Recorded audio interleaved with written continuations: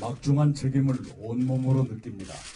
저희 더불어민주당과 더불어시민당에 많은 의석을 주신 국민 여러분께 감사드립니다. 저와 저희 당을 지지하지 않으신 국민 여러분의 뜻도 헤아리며 일하겠습니다. 국민 여러분께 죄송합니다. 중요한 시점에 나라가 잘못 가는 것을 막지 못했습니다. 우리 당이 국민께 믿음을 드리지 못했기 때문입니다. 모두 대표인 제 불찰이고 제 불민입니다. 책임을 지고 모든 당직을 내려놓겠습니다. 건강한 야당이 꼭 필요합니다. 국민 여러분 부디 인내를 가지고 우리 당에 시간을 주시기를 바랍니다. 자, 황교안 대표가 모든 당직을 내려놓고 일선에서 물러났기 때문에 이제 미래통합당은 말 그대로 원점부터 재시작하는 비대위부터 꾸려지지 않을까라는 예측도 나오고 조기 전당대회 얘기까지 벌써 나오고 있는 그런 상황입니다. 반면에 이낙연 당선인 같은 경우는 대권과도에 파란불이 켜졌다라는 분석이 많은데 실제로 민주당에서 어떻습니까, 분위기가? 이낙연 후보에 대해서. 대권으로 바로 갑니까? 대권으로 바로 간다라는 거는 이제 외부에서 많은 얘기를 해주셨던 거고요. 내부에서는 이걸 직접적으로 이런 얘기를 하는 거는 들어본지는 못했던 것 같아요. 근데 이낙연 전 총리 이제 후보자, 이제 의원이 되실 거죠. 이분께서는 항상 이렇게까지 국민의 지지를 받게 된 게 항상 겸손했던 것이 많은 도움이 되지 않았나 이런 생각이 듭니다. 막중한 책임으로 부족한 저에게 국회의원 자리를 주신다면 이라면서 항상 또 얘기를 하셨던 분이었고요. 그런데 지금 대선 주자 얘기가 나올 때 이낙연 후보가 당내에 입지가 없다, 당내에 지지 세력이 없다라는 얘기가 좀 많이 나왔었는데 제가 개인적으로 당내에서 봤을 때는 당내의 세력은 지금 현재 있다 없다 차원이 아닌 것 같아요.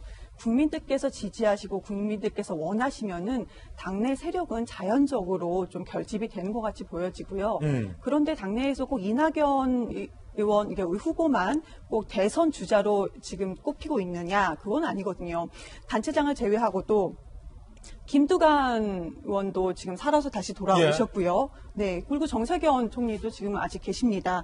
그렇기 때문에 제가 다만 조금 우려가 되는 거는 이번에 저희가 지난 지선 때 대승을 거두면서 조금 두려워했었거든요. 그래서 이번 총선 때에도 저희가 130석 플러스 알파를 보면서 좀 조심스럽게 간 적이 있었어요. 왜냐하면 국민들 민심이라는 게 한번 기회를 주고 나면은 심판을 하게 되어 있잖아요. 그래서 이번에 정말 저희가 조심스럽게 겸손한 마음으로 가긴 했었는데요. 근데 지금 끝까지 민주당은 겸손하게 가야 될 것 같고 당내에서도 방심하면 안 된다. 그럼요. 세력이 지금 저희가 63석이 더 지역구만 더 많이 커졌는데요. 그러면 당내에서도 대권 주자를 놓고 세력들이 좀 결집이 되면서 혹시 다툼이 있진 않을까라는 개인적인 좀 부담은, 개인적인 걱정과 부담은 좀 있는데 좀 지켜봐야 될 것 같고요. 지혜롭게 끝까지 겸손한 민주당이 되기를 바랍니다. 예, 대권 주자 아직 많다라는 말씀을 주셨고 김종인 선대위원장이 조금 전에 긴급 기자회견을 했습니다. 사실은 김종인 위원장이 어제 선거 상황실에도 모습을 드러내지 않았어요. 어쩌보면 그 본능적인 어떤 직감으로 이번 선거 결과를 느끼지 않았는가라는 생각도 드는데 오늘 아침에 뭐라고 말했는지 들어보시죠. 국민 여러분의 지지를 얻기에 통합당의 변화가 모자랐다는 걸 인정합니다. 국민이 이 정부를 도우라고 요구한 만큼 야당도 그 뜻을 따를 겁니다. 국민 여러분, 아무리 부족하고 미워도 나라의 앞날을 위해 야당은 살려주셔야 합니다. 부탁드립니다. 비대위 얘기가 벌써 나와요? 나는 그런 얘기 들어본 적이 없어요. 선거가 끝나면은 깨끗이 내가 일상의 생활로 돌아간다고 얘기를 했어요. 정영진 변호사님, 제가 요즘에 개인적인 얘기 하나 드리면 손자병법이라는 책을 읽고 있습니다. 네네. 굉장한 고전이죠. 중국의 손무가 손자 선생께서 쓰신 병법서인데 손자병법에 유명한 말이 나오잖아요. 지피지기 백전불패. 적을 알고 싸운다면 전쟁에서 지는 법이 없다. 이기지 못하더라도 패배하지 않는 전쟁이 중요하다. 손자 선생께서 이렇게 얘기를 했는데 자, 지금 통합당 입장에서는 왜 이번 선거에서 패배했는지를 알아야 또 지지를 않는다라는 게 교훈이 될 것이고, 민주당 입장에서도 왜 이번 선거에서 지지 않았는가라는 것을 잘 분석을 해야 하기 때문에 오늘 저희들이 이 시간을 갖고 있는 거잖아요. 앞으로 김종인 위원장 그리고 황교안 대표 두 분의 미래는 어떻게 될까요? 일단은 답을 주신 것 같아요. 적도 몰랐고 나도 몰랐고 그러니까 대패를 갖다가 당한 거죠. 저는 오늘 조금 전에 보니까 넥타이 색깔이 바뀌셨어요. 아, 그렇습니까? 어제는 푸른 빛깔이었거든요.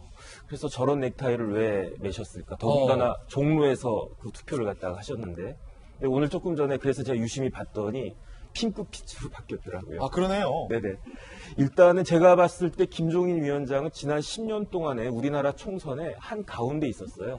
그래서 2012년에 19대 때 새누리당 비대위원장 맡아가지고 152석으로 승리를 이끌었고, 그 다음에 2016년도에는 당을 갖다 바꿔가지고 야당으로 바꿔가지고 민주당 비대위원장 해서 그때도 이제 제1당 만들어냈는데 이번엔 어떨까 그 귀추가 주목이 됐는데 3세판 역시 어려웠나 그런 생각이 드는데, 그런데 제가 봤을 때 야당에서 이기려면은 그 가장 포인트는 뭐냐면요, 바람이거든요.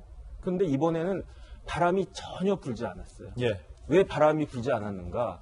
야당에서 이슈를 갖다 잡질 못했어요. 이런 이슈를 갖다 딱 들고 거기에 대해서 집중을 해가지고 이걸 파고 들었어야 되는데 그런 것들이 없었고, 아까 장 소장님 말씀하셨던 것처럼 쓸데없는 이야기가 툭툭 터져 나와가지고 그걸 막는 데다가 온 힘을 갖다 다 쏟았기 때문에 바람이 불지 않았고 오히려 역풍이 불었던 것 같아요. 그래서 제가 봤을 때 야당이 충분히 이길 수 있지 않았을까 했던 그런 부분들도, 그런 선거들도 진 부분들이 사실 굉장히 많았거든요. 예. 왜냐하면 제가 주위에 한 20명 정도가 출마를 해가지고 좀 관심이 많았는데, 아, 여기는 이 사람이 이길 수 있을 것 같았는데도 진 경우가 적지 않았단 말이에요. 김종인 위원장 입장에서는 제가 봤을 때 한 3가지 정도로 변명을 할 수 있을 것 같아요. 첫 번째는 시간이 너무 부족했다. 나한테 시간 좀 많이 줬으면 어떻게 했었을 텐데. 너무 영입 늦었어요. 공천도 다 끝났고. 그 다음에 지금 사실은 지금 야당의 미래통합당이 다 아마추어들이잖아요. 그런데 너무 뒤늦게 들어왔고, 예. 마찬가지로 두 번째는 조직이 너무 아마추어적이었다. 그래서 일단 대표부터, 황교안 대표부터 너무 선거를 모르고 공직으로 검사로 이렇게 떠받들림만 받아왔던 그런 분이 선거를 지휘하겠다라고 하니까 그러면 안 되잖아요. 내가 모르고 할 수 없으면 그럼 전문가한테 맡겼어야죠. 예. 세 번째는 제 나름대로의 생각인데요. 이번 선거가 단순한 그런 총선이라고 생각이 안 되고 문재인 대통령에 대한 중간 평가적인 성격이 있지 않았나 하는 생각이 들어요.